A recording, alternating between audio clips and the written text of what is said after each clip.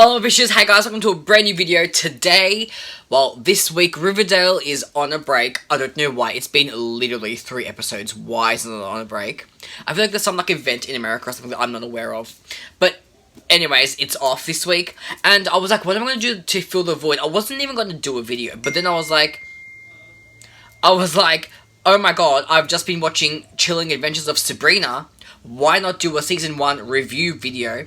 And people ask me about reaction videos, but like Netflix just released all of them at once, and like my schedule, as you guys know, is pretty full. Like I do like 6-7 videos a week. Like I don't have time to add in an extra show. It's just not gonna happen. And I'm like, if I didn't binge watch it, I would have been spoiled when I go online. So I'm like, I'll just do a review video, because that's what I do with Netflix, just to kind of do a review about the season. So I hope you guys don't mind. So this video, as you can see from the title, is all about the Chilling Adventures of Sabrina Season 1. Obviously, this been renewed for a second season, so we all know this. So, that's why I'm very excited. I'll give you guys the non-spoiler review first, in case any of you haven't finished watching the season, or haven't watched it at all, and want like an indication of whether or not you should watch it.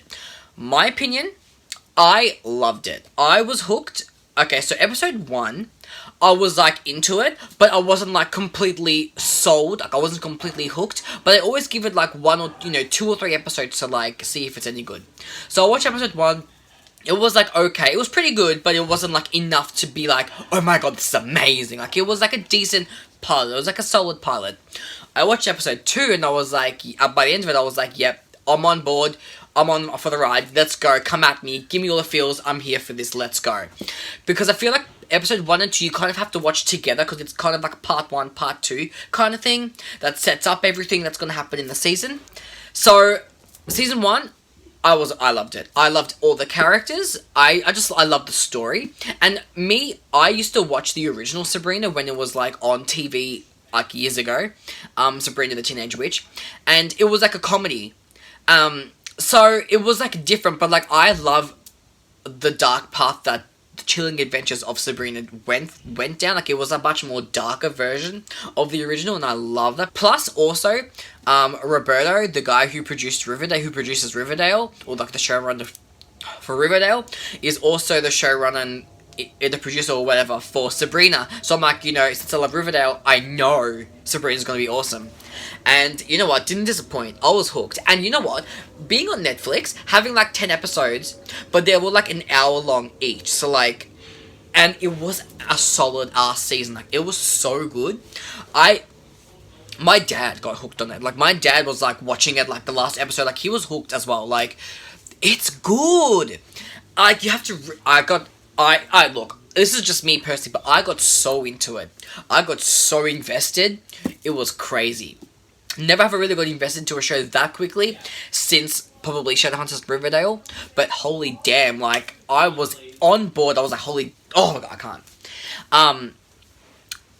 So, as I said, the non-spoiler review, I loved the season. Overall, out of 10, I would probably rate it like an 8. Maybe a 9. I loved all the characters. I loved the entire story. I didn't hate anything. Like, normally there's maybe 1 or 2 things I hate.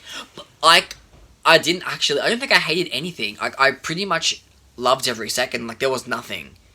There was nothing I could fault. I thought it was a solid first season. And I watched the end, and I kind of wanted to see so much more, and I was like, oh shit, is that it? Like, I need more. I need season 2. Like, I need it. Like, you just get so hooked and so invested, and it's so well done. I can't. And as I said, being on Netflix, they have the range to like go all out. You know what I mean? Because when you're on like CW or like ABC or CBS or whatever, you're kind of limited to what you can do. Like Riverdale is kind of limited, but Netflix gives you free range to do whatever you want to an extent, you know what I mean? And that's why I think Sabrina worked really, really well. Now, the characters. Okay, this is going to be spoilers now. So, Sabrina, let's talk about Sabrina. She's such a strong woman. She's a strong character. She doesn't let any shit happen to her. Like, she will not take any shit. Like, she won't take any shit from any boys, anyone in her school, any bullies. Like, when the jocks were picking on Susie, she did not hold back. She was like, screw you. She'd like, oh my god, she fights for what is right. She fights for justice, and I love that about her. She can get, I feel, too personally involved, especially when it comes to Harvey, which we'll talk about later on. But she's and she stands her ground. She doesn't let anybody walk all over her. Which is what I like. She can get manipulated, which has happened with Ms. Wardwell. We'll talk about that later as well. But I was really surprised because being like 16 or however old she is, she's, she can see how strong of a character she is and how well she's written. And yeah, I could see where she could be annoying at times, but I think that's just that's part of her personality. And I really admire that about her. Ambrose, Sabrina's cousin. Ambrose, my actual fucking child, would die for him 10 out of 10. Would protect him with my life. I love him. Ambrose, the cousin, is actually a pansexual witch, and like I'm so down for the representation. Like, yes, come at me. I'm here for this. And I didn't even think anything of it. And I was like, oh. And then once him and Luke like hooked up, I was like, oh my god, I'm on board with this. Like, I came for... there was a tweet that says, I came for Sabrina and Harvey, but, like, I ended up loving, like, Ambrose and Luke even more. And I was like, bitch, I feel that. But, like, low-key, to be honest, I think I ship Ambrose and Nick. Because, like, Nick's... Okay, as you guys have seen it, yeah, Nick is kind of, like, the second guy in, like, the love triangle between Sabrina, Harvey, and himself. Like, he's, like, it's like a love triangle, right? But like Nick and Ambrose, I would definitely be so on board because like Luke, I feel like is too. Although I love Luke though, but I think Luke's too involved with like the cult and stuff. Like he kind of just does whatever the dark priest, whatever he tells him to. The high priest, sorry. So I feel like he's like a follower, but I love Luke and Ambrose anyways, regardless. But, like, I kind of want to see Nick and Ambrose. Maybe? I don't know. But, yeah, Ambrose would die for him. Like, 100% would actually die for him. He's just so cute. He just... Oh, my God, I love him. Okay, I love him. I don't know how else to describe it, but I love him. It's what we deserve. And, oh, my God, Harvey. Like... He is the best boyfriend, and they don't go to the typical tropes like, cheating and, like, they don't go through any of that shit. He's just a really good, he's a nice guy, he's a genuine guy, he shows his feelings, he's just sensitive, he's sweet, we love Harvey, and we stan, and he's my child too. Like, Sabrina and Harvey, I love them. Like, they have so much chemistry, and he's just adorable. He is adorable, and I love him. I'm getting violent now. I don't know, he's, the way he just, you can tell he's so in love with Sabrina. And, like, so is she, like, she loves him so much, and he loves her, but the way he looks at her melts my heart. You know that scene when, she needs to check for a witch birthmark, and, like, she trusts only Harvey to, like, tell her to be truthful, because, like, everyone else could, like, maybe make shit up about it. So, like, she strips naked in front of him to, like, get him to check, but he also strips naked too, and like, he is so cute. And I died. That was the moment. That part was when I died. I was like, there, that's it. I'm on board. Harvey, I'm done. We've claimed him. He's so sweet, and I have a crush on him. I'm not gonna lie. I mean, like, I have a crush on Ross Lynch, the actor who plays Harvey. But like, let's be real. Harvey has set the standards for boyfriends everywhere. I'm just saying, okay, T.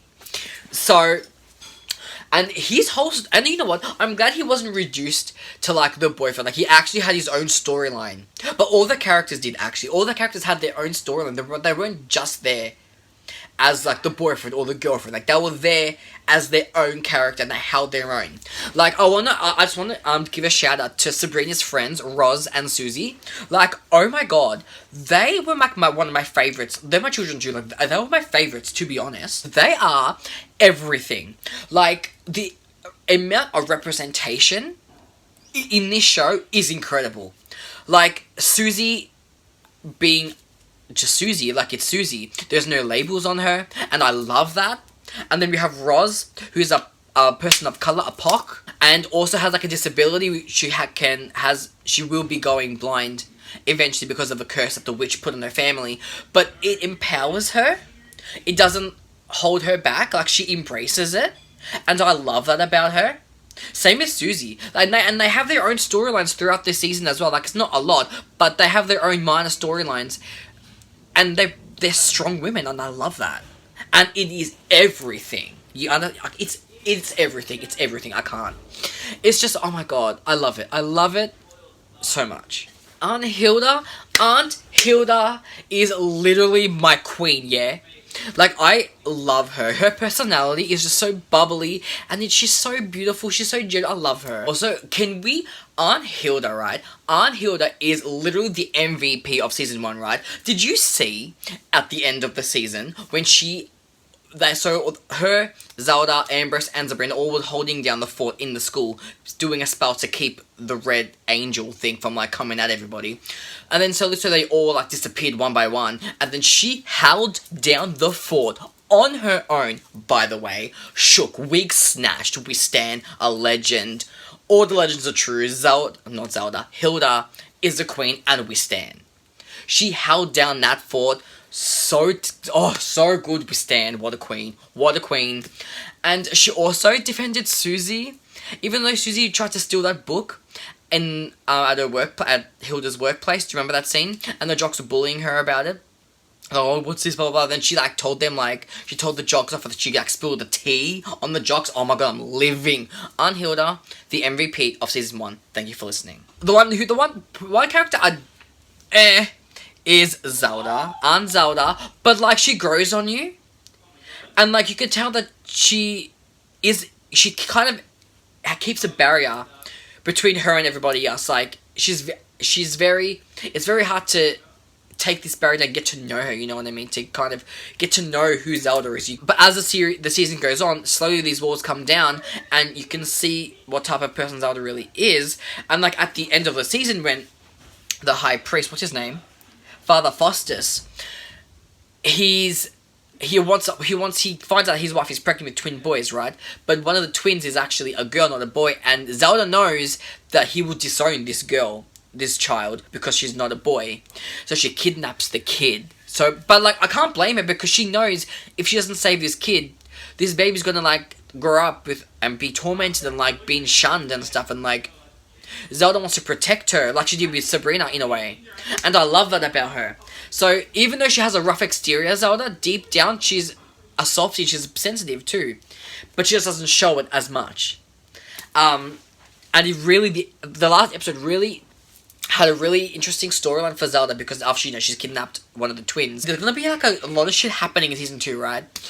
And then Sabrina and Harvey, oh my god, I already talked about them, but, like, their whole storyline, her telling him she's a witch in episode 1, I think, then him kind of freaking out a bit, so then she made him forget because she panicked. But as the season goes on, she has to keep lying, obviously, to protect her secret and, like, her family and stuff. But obviously, his brother dies.